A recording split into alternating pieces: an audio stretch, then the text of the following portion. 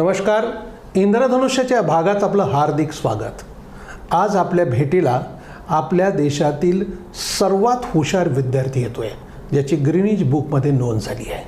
आणि हा विद्यार्थी मराठवाड्यातल्या हिंगोली जिल्ह्यातल्या सेनगाव तालुक्यातल्या एका छोट्या गावातला आहे की ज्याचं प्राथमिक शिक्षण गावातच 4थीपर्यंत झालं आणि वाशिम जिल्ह्यातल्या रिसोड येथे त्याचं माध्यमिक शिक्षण 5वी ते 10वीपर्यंत आणि 11वी-12वीचं शिक्षण त्याचं राजस्थान कोटामध्ये झालं.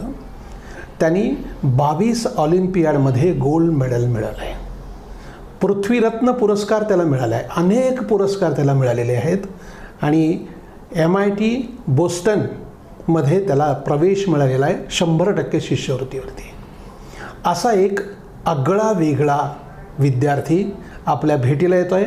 दर्शको, जरा सरसावून बसा आणि बघा की आमच्या आकाशनी ही जी झेप घेतलेली आहे, त्याचं नाव जे आहे ना आकाश, ते त्यांनी कसं सार्थक केलं आहे आपण थेट त्याच्याकडूनच समजून घेऊया.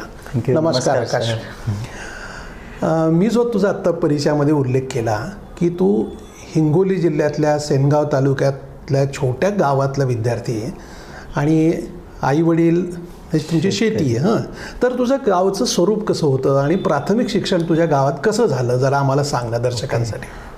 खरं तर म्हणजे माझं प्राथमिक शिक्षण हे गावातल्या शाळेमध्ये 1ली ते 4थीपर्यंतचं जे काही प्राथमिक शिक्षण आहे ते गावामध्ये झालं, एका जिल्हा परिषदेच्या शाळेमध्ये.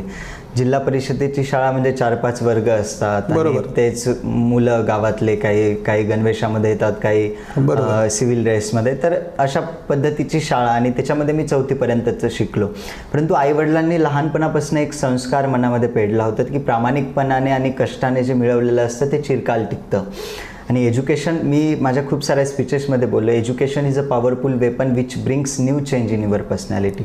म्हणजे शिक्षण हे एक असं शस्त्र आहे जे तुमच्या पर्सनॅलिटीमध्ये एक नवीन बदल घडवून आणण्याचं काम करत असते. आणि हा विचार आईवडिलांनी 1ली ते 4थी या कालावधीमध्ये माझ्या मनामध्ये पेरला. आणि 1ली ते 4थी या बालवयामध्ये जे आपल्यामध्ये संस्कार होत असतात ते संस्कार आपण पूर्ण आयुष्यभर जपत असतो आणि याच्यामध्ये चांगले संस्कार होणं गरजेचं असते. आईवडिलांनी तेच संस्कार माझ्या मनावरती केले. अभ्यास करायचा असते, शिक्षणाने माणूस मोठा होत असतो, अभ्यास आपण आपल्यासाठी करत असतो, हे आईवडील सांगत गेले आणि मी तसं करत गेलो. खरं लहानपणापासूनच शाळेमध्ये एक हुशार विद्यार्थी म्हणून माझं असं वर्चस्व होतं आणि तेव्हापासूनच मग अभ्यासाची गोडी निर्माण झाली. अभ्यास स्वतःसाठी करायचा असतो, त्यांना आपण मोठे होत असतो, असं